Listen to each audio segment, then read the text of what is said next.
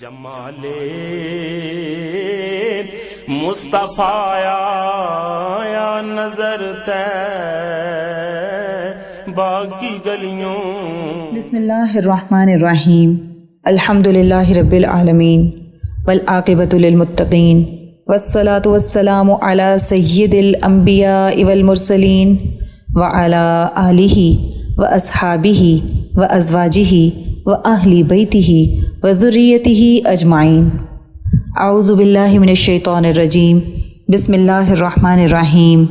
ان اللہ وملائکتہ یصلون علی النبی یا ایہا الذین آمنوا صلوا علیہ وسلموا تسلیما۔ اللہم صلی علی محمد النبی الامی وعلی آلہ وسلم۔ بسم اللہ الرحمن الرحیم۔ رب اشرح لی صدری ویسر لی امری واحلل عقدۃ من لسانی یفقہوا قولی۔ بسم اللہ الرحمن الرحیم۔ وقل جاء الحق وزہق الباطل ان الباطل کان زہوقا۔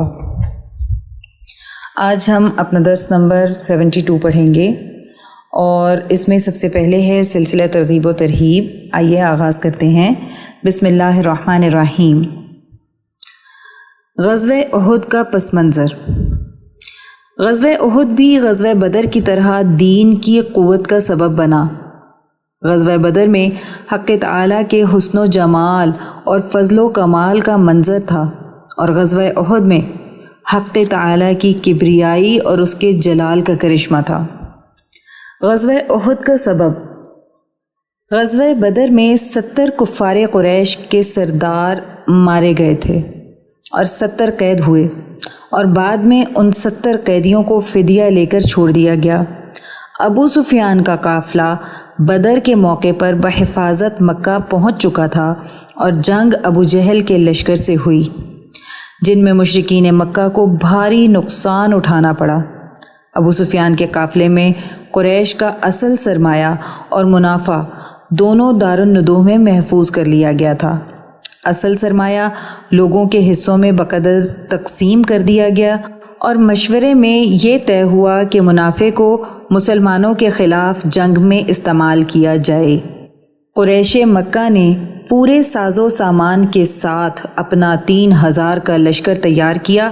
اس کے مقابل مسلمانوں کی تعداد تقریباً 1000 تھی، جن میں سے 300 سے زائد منافقین کا لشکر واپس مدینہ لوٹ گیا۔ آپ صلی اللہ علیہ وآلہ وسلم نے ایک پرحکمت دفاعی منصوبے کے تحت 50 ماہر تیر اندازوں کو حضرت عبداللہ بن جبیر رضی اللہ تعالی عنہ کی قیادت میں جبل احد کے پیچھے ایک گھاٹی پر مقرر کیا، تاکہ قریش پیچھے سے حملہ نہ کر سکیں۔ آپ صلی اللہ علیہ وآلہ وسلم نے یہ فرمان جاری کیا تھا کہ چاہے پرندے ہماری لاشوں کو اچک لیں، پھر بھی تم اپنی جگہ سے نہیں ہلنا۔ احد کا دن وفائے عہد کا دن تھا۔ صحابہ رضی اللہ عنہم آپ صلی اللہ علیہ وآلہ وسلم کے ایک فرمان پر جانوں کے نذرانے دیتے دیتے شہادت سے سرفراز ہو کر جنت کے سوداگر بن گئے۔ دوسری طرف مشرکین مکہ کی طرف سے افسوسناک واقعات بھی دیکھنے میں آئے کہ آپ صلی اللہ علیہ وآلہ وسلم کو اس معرکے میں شدید زخمی کیا گیا۔ جید صحابہ رضی اللہ عنہم کی ایک بڑی تعداد شہید ہوئی، جن میں آپ صلی اللہ علیہ وآلہ وسلم کے چچا سید الشہداء حضرت حمزہ رضی اللہ تعالی عنہ بھی شامل تھے۔ آپ صلی اللہ علیہ وآلہ وسلم نے ہر شہید کے ساتھ حضرت حمزہ رضی اللہ تعالی عنہ کی نماز جنازہ پڑھائی۔ تدفین کے دوران اس بات کا بھی خیال رکھا گیا کہ جس صحابی سے محبت تھی ان کو ایک ہی قبر میں دفن کیا گیا۔ غزوہ احد عشق اور محبت کا ایک خوبصورت سفر ہے۔ نیکسٹ ہیڈنگ ہے غزوہ حمراء الاسد۔ مشرکین جب میدان احد سے واپس لوٹے تو پشیمان تھے، اور ایک دوسرے سے کہہ رہے تھے کہ ہمیں اس جنگ سے کوئی خاص فائدہ تو حاصل نہیں ہوا۔ آپ صلی اللہ علیہ وآلہ وسلم زندہ ہیں، حضرت ابوبکر، عمر، علی رضی اللہ عنہم زندہ ہیں، ہمیں دوبارہ پلٹ کر حملہ کرنا چاہیے۔ دوسری جانب آپ صلی اللہ علیہ وآلہ وسلم نے بھی مکی لشکر کا تعاقب کیا اور اعلان فرمایا کہ اس غزوے میں ہمارے ساتھ وہی صحابہ رضی اللہ عنہم چلیں گے جو کل احد میں ہمارے ساتھ تھے۔ صحابہ رضی اللہ عنہم زخموں سے چور تھے، خون بہہ رہا تھا، زخموں میں راکھ بھر کر اس کو خشک کر رہے تھے تاکہ نبی علیہ السلام کے ساتھ غزوے میں چل سکیں۔ صحابہ رضی اللہ عنہم حسبنا اللہ و نعم الوکیل کا نعرہ بلند کرتے ہوئے ذوق اطاعت اور شوق شہادت میں آپ صلی اللہ علیہ وآلہ وسلم کے ساتھ آگے بڑھے۔ جب قافلہ حمراء الاسد پہنچا تو مشرکین مکہ واپس مکہ کی جانب لوٹ چکے تھے، اور شاق رسول صلی اللہ علیہ وآلہ وسلم نے اس پورے غزوے میں دنیا کے آگے عشق کا وہ نمونہ رکھ دیا جو شاید دنیا کبھی دوبارہ نہ دیکھ سکے گی۔ نیکسٹ ہیڈنگ ہے غزوہ احد کے اسرار و حکم۔ نمبر 1، غزوہ احد میں اللہ اور اس کے رسول صلی اللہ علیہ وآلہ وسلم کے محبین اور عاشقین اللہ سے ملاقات اور شوق شہادت پر فائز ہوئے، اور اس مقام کے وہ پہلے سے مشتاق تھے۔ اس کا راز یہ تھا کہ غزوہ بدر میں قیدیوں کا فدیہ اسی امید پر لیا گیا تھا کہ ہم میں سے 70 آدمی اللہ کی راہ میں شہادت پائیں گے۔ نمبر 2، جنگ کے 2 پہلو ہیں، یا شکست ہو جائے یا فتح ہو۔ اگر ہمیشہ مسلمانوں کو شکست ہوتی رہے تو آپ صلی اللہ علیہ وآلہ وسلم کی بعثت کا مقصد حاصل نہ ہو۔ اس لیے حکمت الہیہ نے چاہا کہ کبھی فتح اور کبھی شکست ہو، تاکہ کھرے اور کھوٹے کا امتحان ہوتا رہے۔ اسی طرح اگر ہمیشہ مسلمانوں کو فتح ہوتی رہے تو ڈر ہے اس بات کا کہ اولیاء اللہ کے پاک و صاف نفوس غرور و عجب میں مبتلا نہ ہو جائیں۔ اس لیے کبھی راحت ملی تو کبھی تکلیف، کبھی قبض کی کیفیت تو کبھی بسط کی کیفیت۔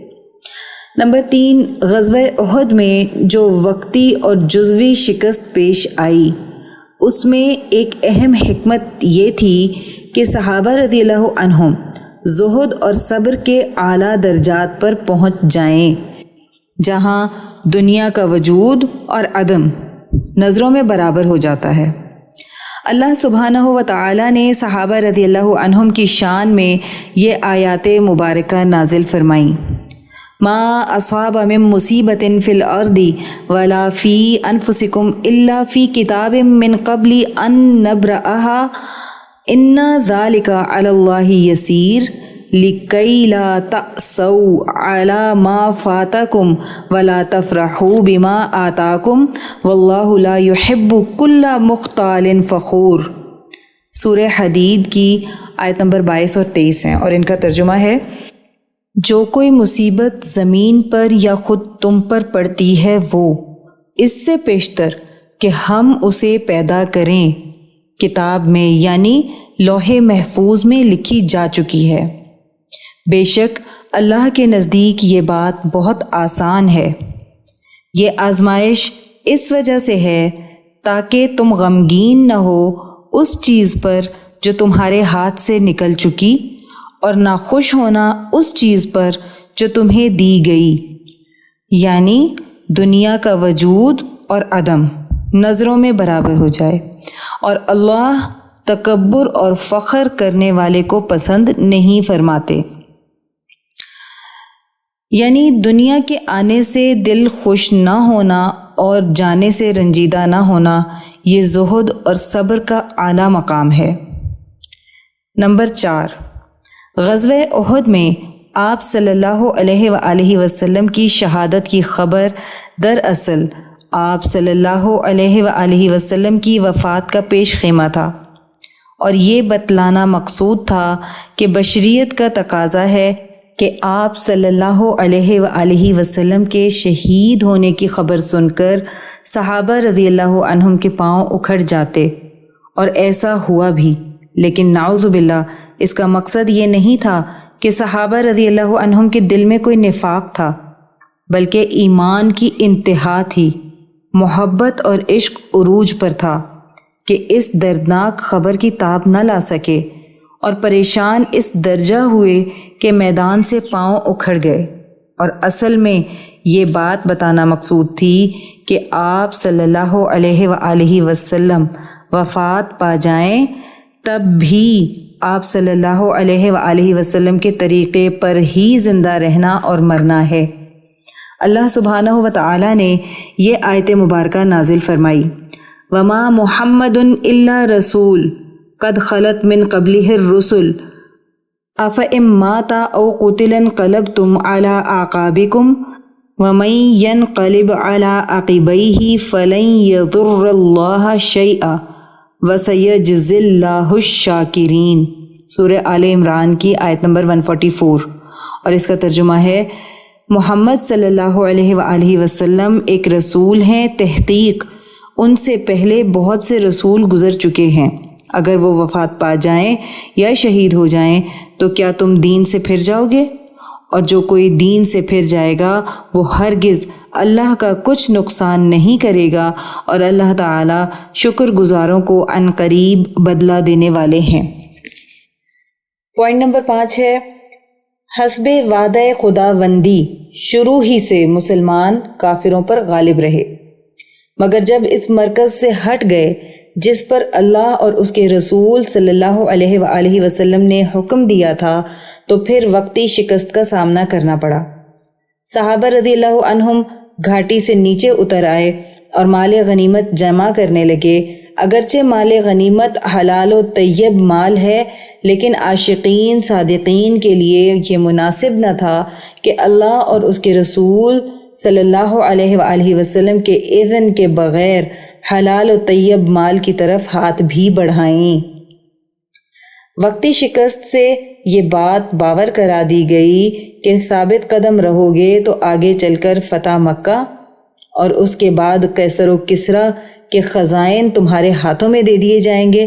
مقصود یہ تھا کہ عاشقین صادقین کے قلوب پاک اور خالص بن جائیں، دنیا کے حلال مال کی طرف بھی میلان نہ ہو۔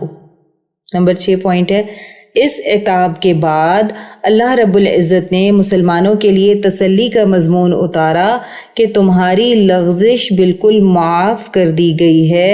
ارشاد باری تعالی ہوا، وَلَقَدْ عَفَا عَنْكُمْ وَاللَّهُ ذُو فَضْلٍ عَلَى الْمُؤْمِنِينَ، سورہ آل عمران کی آیت نمبر 152، اور اس کا ترجمہ ہے، اللہ سبحانہ وتعالی نے آپ سب کا قصور معاف فرما دیا اور اللہ تعالیٰ تو ایمان والوں پر بڑا فضل فرمانے والے ہیں۔